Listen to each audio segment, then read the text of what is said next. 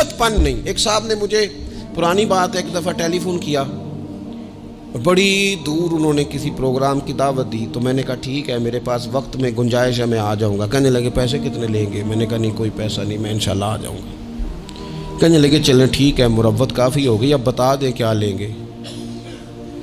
میں نے انہیں کہا یار آپ شرمندہ کرنے لگ گئے ہیں، میں وعدہ کر لیا انشاءاللہ آ جاؤں گا. کہنے لگے اگر آپ پیسے بھی نہیں لیتے اور اتنا لمبا سفر بھی آپ نے کرنا ہے پھر آپ کے مقاصد کیا ہیں؟ یعنی بغیر موسم کا پھل لوگ کہتے ہیں یہ کیا بات ہو. آخرت میں رب کی بارگاہ میں کھڑے ہونے کا تصور بندے کو طاقتور کر دیتے. وہ بزدل اقبال کیا کہتے ہیں؟ اقبال کہتے ہیں موت کو سمجھے ہے غافل اختتام زندگی، یہ ہے شام زندگی پھر صبح دوام زندگی. اور حضرت بلے شاہ بھی بول پڑے، وہ کہنے لگے عرش فرشتے بانگا ملیاں مکے پہ گیا شور، بلے شاہ آسان نہیں مرنا، ایتے مر گیا ہی کوئی ہور. یہ تو کسی اور. پھر ایک اور درویش بولے، وہ کہنے لگے وارث شاہ او کدو مردے، وارث شاہ او کدو مردے جنہ کیتیاں نیک کمائیاں نے.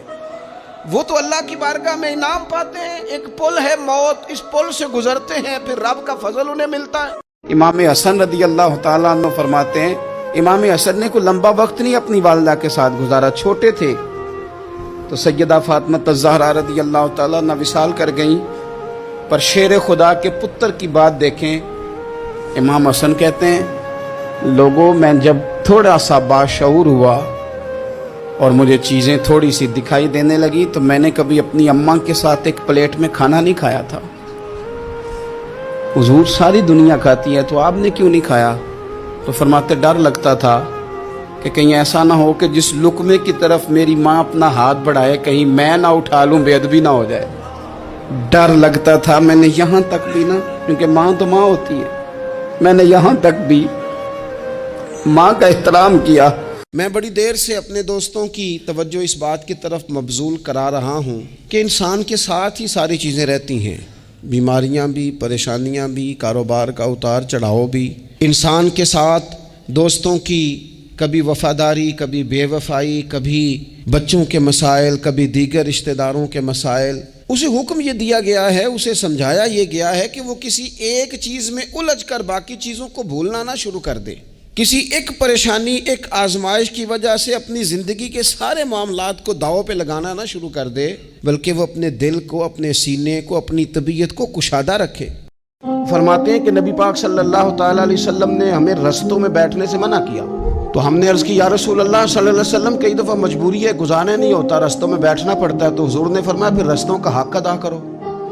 یا رسول اللہ رستے کا حق کیا ہے؟ فرمایا ایک تو آنے جانے والے کو سلام کرو، اور دوسرا یہ کہ رستے سے تکلیف دہ چیز کو ہٹاؤ، اور پھر فرمایا کہ بھلائی کا حکم دو اور برائی سے منع کرو، اور پھر فرمایا کہ رستے کا حق ہے کہ رستے میں رہنا ہے تو نظریں جھکا کے رہو. پھر ایسا نہ ہو کہ ہر شخص پر آپ کی نظر پڑے، ہر شخص پر. رسول کبھی کسی بندے کو اتنا تنگ نہ کرنا کہ وہ اتنی تکلیف میں آئے کہ وہ خود تو کچھ نہیں کر سکتا، ماڑا ہے، لیکن پھر وہ رات کو اپنے رب کی بارگاہ میں بیٹھ کے کہے کہ تو حاکم و عادل ہے مگر تیرے جہاں میں ہے تلخ بہت بندہ مزدور کے اوقات. پھر ایسا نہ ہو غریب ہے، ماڑا ہے، خود تو کچھ نہیں کر سکا، پھر اللہ کی بارگاہ میں تیری شکایت کرے. ایسا نہ کرنا. میرے نبی پاک نے تو فرمایا تھا کسی مومن کو بس خوش کر دینا، وہ چاہے لمحے کے لیے ہی ہو، اس کے دل میں راحت ڈال دینا، اسے تسلی دے دینا، روتے ہوئے یا کے آنسو پونچھ دینا، اس کو کہہ دینا میں تیرے ساتھ ہوں.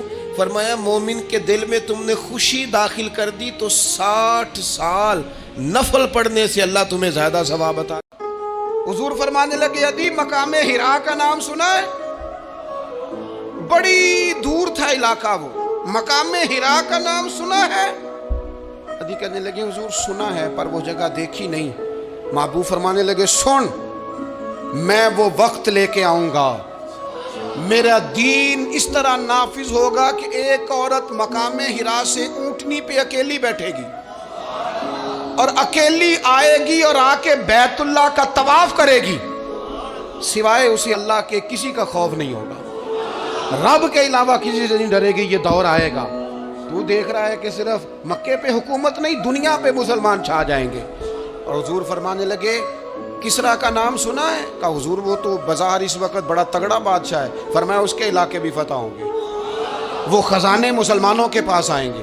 24 گھنٹوں میں 2 کام تو بندہ صرف اللہ کی رضا کے لیے کرے, 2 کام تو اللہ کی رضا کے لیے کرے. ایک تو اللہ کی ہر کام میں دکھاوا ہے, ہر کام میں تسن. بڑا بڑا مذہبی, یہ مذہبی سٹیج ہوتا ہے نا ہمارا, یہ مذہبی سٹیج ہے, یہ ہونا چاہیے نا بڑا اخلاص والا, بڑا درد والا. لیکن اگر کوئی سماجی آدمی, سیاسی آدمی رہ جائے سٹیج پہ بیٹھنے سے, تو ہو سکتا ہے سویرے لڑائی شروع ہو جائے. فلانی آیا, کوئی پیر صاحب اگر رہ جائیں, پیچھے رہ جائیں, تو اگلے دن ہو سکتا ہے وہ کہیں کہ آئندہ آپ کی محفل کا بائیکاٹ کرنا ہے. آپ نے تو, میں تو صدارت کے قابل تھا اور مجھے نیچے بٹھا دیا. او بھائی کوئی تو ایسی جگہ ہو نا, کوئی تو ایسا مقام ہو جہاں یہ ساری چیزیں نکل جائیں, خالص اللہ کی رضا کے لیے انسان کام کرے.